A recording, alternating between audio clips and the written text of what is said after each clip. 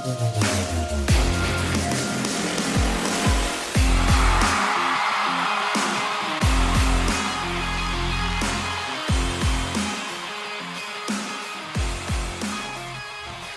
all right. Hey, there's something that we can all agree on right there, and a move that really almost everybody expected.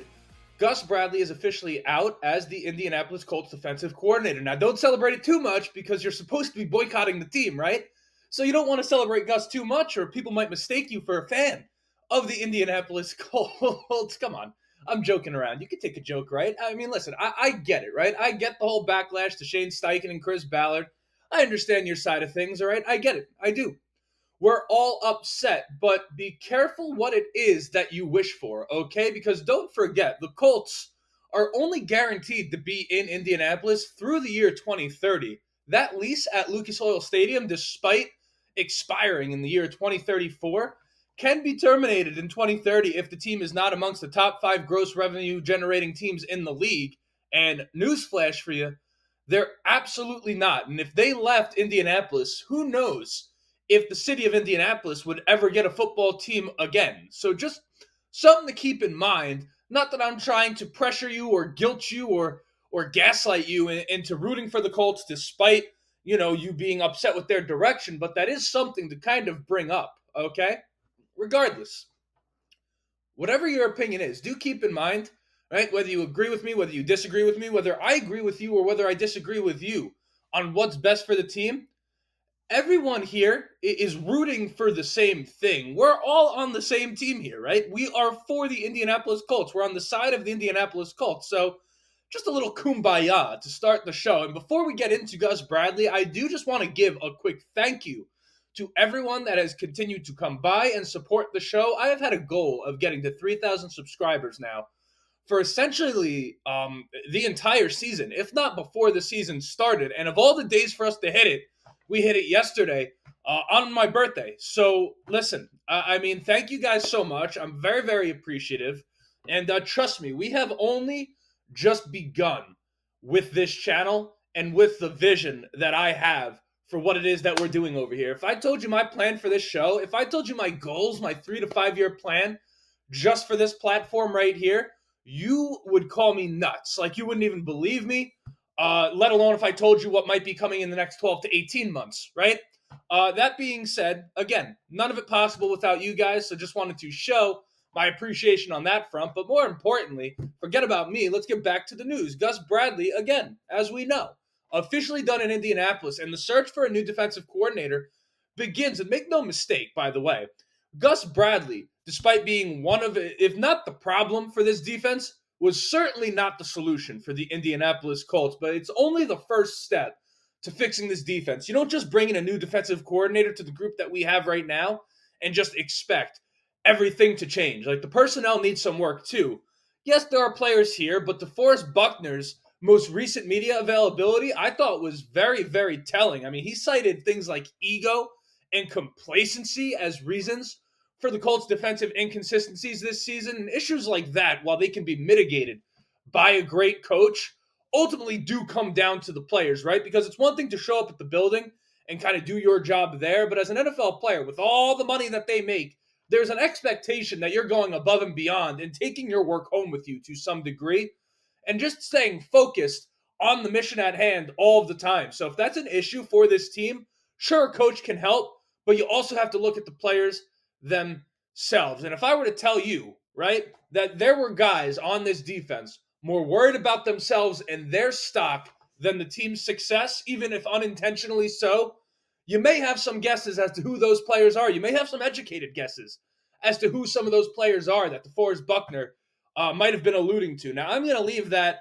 for all of you guys to talk about maybe in the comments section, but either way, personnel aside, at the end of the day, the point is that this defense, despite overperforming against some good offenses at times, ultimately just let us down in key situations far too often, specifically to the tune of just giving up yardage that they could not afford to give up in certain situations. Like how many times have we seen under Gus Bradley this team allow 11 yards on a 3rd and 10, or on 3rd and 3 allowed a 4-yard hitch to a tight end, right? Now you could say it's on the players, but at the same time, schematically, you had an issue there as well. So at that point, you got to look at the coach and say, listen, sorry, pal.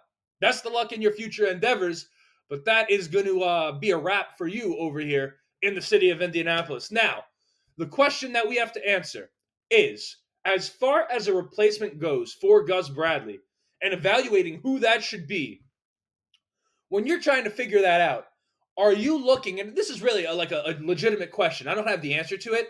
I have what I think might be the answer to it, but ultimately, this is probably can go either way. Do you look at the current personnel that you have in Indianapolis and say, okay, let's try to match them up to a scheme and then make our hire accordingly? Or do you say, screw that? They're going to have to adjust to whoever it is that we decide to bring in here and then go from there. For me personally, it's the latter of those two things. If we want to make big changes over here in Indianapolis, we got to change things up, okay? And if that means some guys are brought a little bit out of their comfort zone and that new guys are brought in to compete with them that fit the new scheme better, then so be it. You got to crack a few eggs to make an omelet. And, lucky for the Indianapolis Colts, I've got a ton of eggs and I love omelets, right? So we're willing to do those types of things over here. Now, I really do think that when you talk about the Colts culture right now, it all starts on the defensive side of the ball. It's not to say there's not work that needs to be done around the building, but I think, man, if you can just add a little bit of nasty to this defense, a little bit of tenacity, make this a group that sparks a little bit of energy into this Colts team here and there, where it's not solely reliant on the offense providing that spark, but the defense could come out and do a little bit of the same, even if it's just from a coaching perspective, I think that you can really solve a lot of the issues that we see on the field for this team. And I think the right coach can get that done. But we can't just hire some nice guy that's going to come in here and be friends with these players, or at least, I don't know how Gus Bradley was going about his business, right? Like, I don't have that type of information, but I know Gus Bradley is known as like a very nice guy, right? And even if that's kind of a childish deduction of his coaching style, at the same time, I want someone that's going to come in here and be willing to ruffle a few feathers, flat out. Like, that's what we need on the defensive side of the ball. Now, a lot of people are going to bring up names for the replacement, like Robert Saleh, Wink Martindale, Jim Schwartz, even a Dennis Allen, all guys that I like quite a bit, quite frankly, and are proven to have gotten the job as defensive coordinators in this league. But I do have two names in mind that I also really like right now, one of which nobody but me is going to bring up. Therefore, it's kind of my favorite idea. So we're going to talk about those two guys. But before we do, you know what it is? I got to introduce myself. My name is Justin. This right here is the Riding the Bench Colts podcast. As always, I ask anyone watching on YouTube and enjoying the show, go ahead, shoot it a like. It's going to help me get out to as many Colts fans as humanly possible. Of course, subscribe if you want to be a part of the journey. We just hit 3,000, as I said. We're shooting for 3,500 at the moment. That would be the first step, but I suppose the real goal is 5,000. So if you keep coming back, enjoying the show, or perhaps it's your first time here and you're enjoying it, go ahead, subscribe. You'll never miss another video again. Audio listeners, leave a five-star review. Let the people know how much you're enjoying it. But of course, just let's enjoy the discussion. Be civil in the comments section. Don't insult me. Don't insult each other. And we'll all be happy, okay? Now, back to business. Let's go to the first name, which is not as original to me, but someone that I think just works, right? Now, maybe a bit of a pipe dream, but nonetheless, Rex Ryan is the guy that I'm talking about on that front. Now, if you ask Rex Ryan, he's about to be the next head coach of the New York Jets. And I know that's the job that he absolutely wants, and he should. By the way, as a New Yorker, myself, Rex Ryan is a guy that I thought they never should have gotten rid of. I know that there was a bit going on in the media at that time, and he was yapping a little bit. But, man, I mean, you talk about a guy that, Rex is just awesome to me. I'm a huge Rex Ryan fan. Now, if he was not to be the next head coach of the Jets, the question is, would he be willing to leave television, where he does a fantastic job, to be anything other than the head coach of a football team? When I talk about this idea of nasty, right, a guy that could come in and immediately change the way things are done for the Indianapolis Colts on the defensive side of the football, whether it be light a fire under these guys' asses or just look at the organization and say, hey, this guy needs to go, this guy needs to be replaced. Like, Rex Ryan is a guy who has never been short of words, never scared to speak up.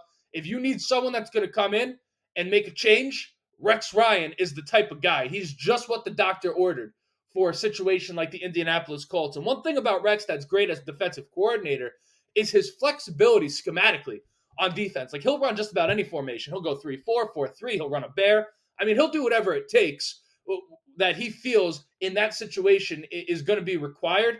And he'll be aggressive, right? So he'll find the way to get the most out of the players that they have there, and obviously has a fantastic resume in terms of evaluating talent on that side of the football. So while I view him as an unlikely candidate, would Rex be the type of guy that would really benefit the Indianapolis Colts? So now next, and really the big idea, this is the one that you're here for. This is which maybe I should have put at the start of the show, but this is a reward for the people that made it this far and listen consistently, I guess. How about Al Harris, defensive back coach for the Dallas Cowboys? This is a candidate, in my opinion, that could really be anyone's defensive coordinator that's flying under the radar in a big way. Like, I just don't see his name being spoken about anyway. And I think for the Colts specifically, it would be very interesting. Like, you look at the way the roster is currently constructed. You got a lot of guys up front on the defensive line, and then some young developmental players in the secondary. Well, you look at Al Harris's body of work, and you say, okay, this is a Pro Bowler and an All-Pro as a defensive back for the Green Bay Packers, and his brand of football when he was playing. For those of you guys who know who Al Harris is, number one, you may not have known that he was a coach and has been a coach for over a decade now. But, I mean, as a player, he was at the time. I mean, you want to talk about a guy that was known for being physical and hard-nosed? I mean, that was the brand of football he played, a great tackler too. So you look at a Colts team and you say, okay, one, this team has missed a ton of tackles this year. So if you have Al Harris coaching you and you're lacking physicality and can't tackle, that's most likely a you issue. Like, that's not going to be on the coaching side of things, because Al Harris, that was kind of, what brought him to his level of play, right? When you talk about what Al Harris did great, it was kind of rooted in that physicality. And you also look at his coaching resume and can't help but be impressed. I mean, one thing right now in Dallas, he's helped develop guys like Trayvon Diggs and Deron Bland and Jordan Lewis. But you go back to when he was defensive back coach even before the Dallas Cowboys, and he was with the Chiefs for quite a period of time and was directly coaching some big-time players early in their careers in a time where the Chiefs really had a very, very solid secondary. I mean, you look at guys like Brandon Flowers, Sean Smith, Marcus Peters, Eric Berry, albeit he was a blue-chip prospect, Eric Berry. Al Harris played a critical part in coaching all of these guys early on in their careers, and they all went on to have very, very successful careers and good runs at that time. So you look at our room right now, and you wonder what he could bring to the room as a guy with that resume, with all the young corners we have, some of which have promise. I mean, you look at a guy like Jalen Jones, I think he could really benefit from a guy like Al Harris coming in. I think Jalen Jones, albeit has work to do, kind of has that same nastiness to him. He has that physicality to him. I like Jalen Jones. A Juju Brents, Lord forbid he stays on the field.